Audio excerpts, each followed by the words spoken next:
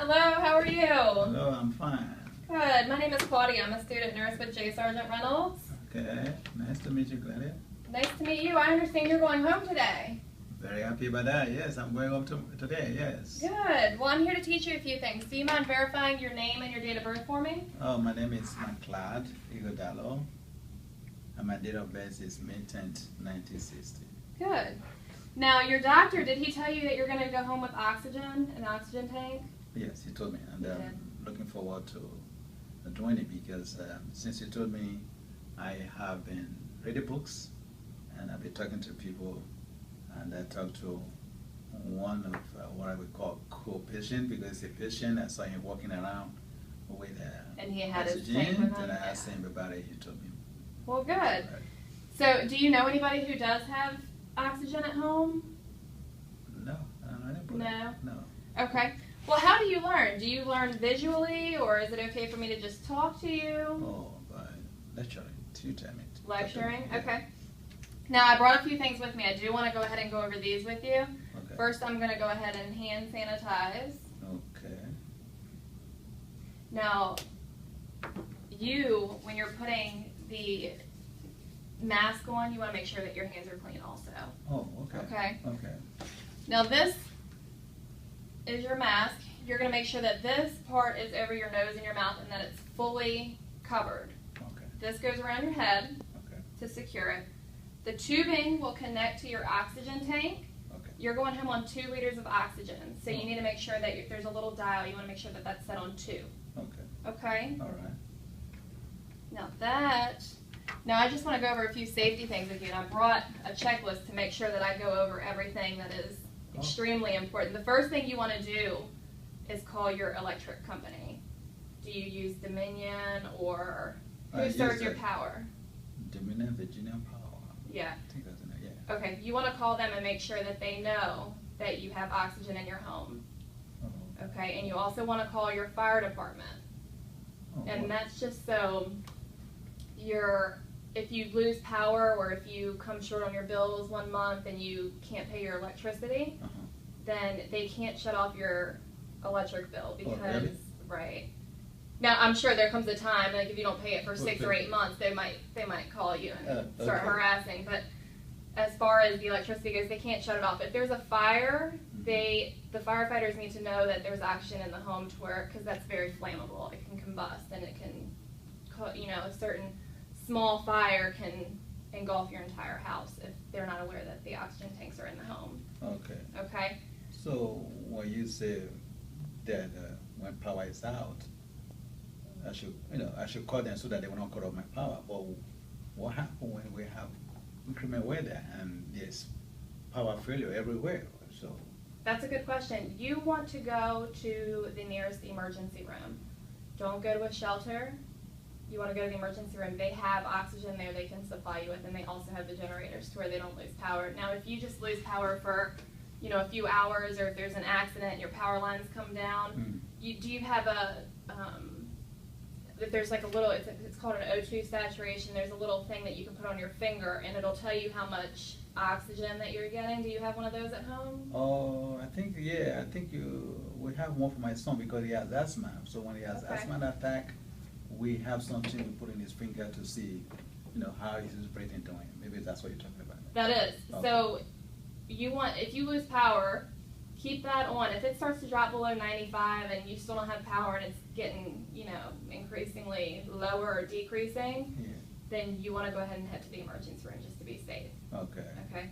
Now, you said kids. Do you have family at home? Do you smoke? Oh, I don't smoke, but my wife does. Okay. Does she smoke inside? The house? Yes. Oh, yeah. Okay. Yeah. We need to encourage her to start smoking outside. The oxygen is very flammable. She can't be around the oxygen or around you while she's smoking. I know that might be hard, but maybe if we can confine her into one room, like a smoking room or a designated room in the house. Any room that's going to have your oxygen, though, we need to make sure that you have a sign up that says that there's oxygen in that room. Okay? So we'll have to talk to her a little bit about that. What about children? You said you have a son? Yeah, he's grown out. He's out of the house. He's grown out home, yeah. So. Okay. Well, anybody can trip over the lines. There's a bunch of tubing that'll go through the house. You want to make sure that you secure that along the walls or out of the way to where you don't trip over it, or your wife or your family or anybody who comes to visit doesn't trip over your tubes or get twisted up, or if they start to kink, you're not getting the proper oxygen. Okay. So they actually sell these little plastic clips that you can get at Walmart or Best Buy, and they can go around the tubing. Don't use staples or anything like that because it can puncture the tube. So tape it or use something that won't actually puncture it. Okay. Okay? It's good to know that. Okay. Now, as far as being around open flames, do you have baseboard heat or central heating air? Oh, central heating. Okay.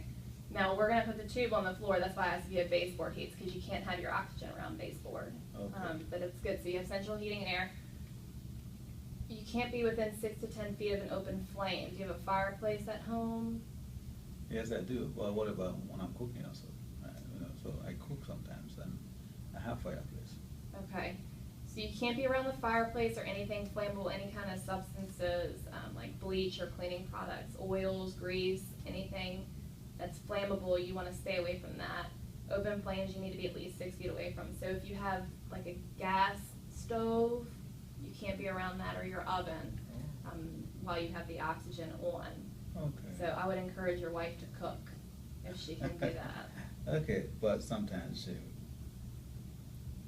she don't want to cook. So what should I do? Go out and eat? And if I go out, what do I do with my oxygen? If you go out to eat, traveling, you want to make sure that you have a portable oxygen tank. It's about 3 feet tall. They're kind of heavy, but you can get them on like a wheels or a cart to tote them around with you. You want to make sure that you have enough oxygen to last when you go out to the store. So if you're going out to eat and you're on 2 liters of oxygen, you want to make sure that you have enough plus extra in case you're in an emergency situation or you get stuck in traffic or anything like that. You don't want to risk running out of the oxygen. And they also make smaller portable tanks that you can carry with you in the restaurant that are a little bit more discreet. So that if you want to go out to eat, I would suggest doing that. Okay. If your wife is cooking at home, make sure that there's a fire extinguisher in every room of your house. Even if she's not cooking, you have a fireplace, so you should have a fire extinguisher in the house. Mm-hmm. Also, you want to make sure that they're not expired. A lot of people don't realize that those have expiration dates on them. Mm. So you want to make sure. Do you have fire extinguishers at home? Yes. You do? Yeah, Do you know how to use them? Yes, as a matter of fact, a few days ago, my daughter was home for Thanksgiving, and she was cooking. I know she didn't pay attention, watching TV. Before we knew it, there was smoke alarm and smoke everywhere. So And she caught your turkey on fire. Yeah, Oh my goodness. So I use Okay. I use Well, at least you know how to use a fire extinguisher. I'm sorry that she ruined your Thanksgiving dinner. Okay. It's okay. Yeah. Are there any concerns that you have? What are your major concerns with having the oxygen at home? My wife, because I don't know how I'm going to make her stop smoking or confine her to a particular room. I don't know. I'm going to discuss that with her. That's going to be tough. I can talk to her when she gets here this afternoon and go over the safety factor, and maybe that can help enforce her to go outside. Also, we can encourage her to quit smoking. I know that that's easier said than done. You tell her. But I can go over some smoking cessation programs. I can give her some brochures that could help. Also, when people have to go outside to smoke, sometimes they'll quit a little bit easier because they don't want to go out when it's snowing or in a blizzard or a hurricane. You know, if they're out there smoking their cigarette with a umbrella and the umbrella flips up and it's miserable. So if we can just get her outside, maybe that'll help her to actually quit smoking. Okay. Okay. You want to talk to her when she gets back? I sure will. I will talk to her this afternoon. She's coming to pick you up, right? Oh yes. Okay. Well, I'm going to go ahead and get all your discharge papers ready. Is there any other questions that you might have? No,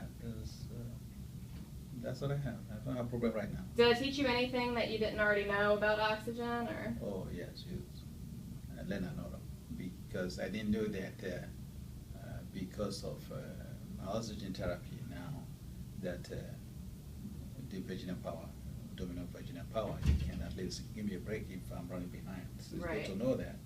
Also, to know that I can go to emergency room in case there's cremated. I was thinking of going to shelter or something like that. Right. Yeah, but now I know what to do. Well, So, good. I'm glad that I mentioned that because that's important. Your family they can go to the shelter. Unfortunately, you can't, but they'll probably follow you to the emergency room. And they've got generators, so who wouldn't want to go there versus a shelter anyway, right? it is. Okay. Okay. Well, I'm going to go ahead and get all your discharge papers ready. Okay. Is there anything I can get for you while I go out of the room? No. No? I'm okay with it.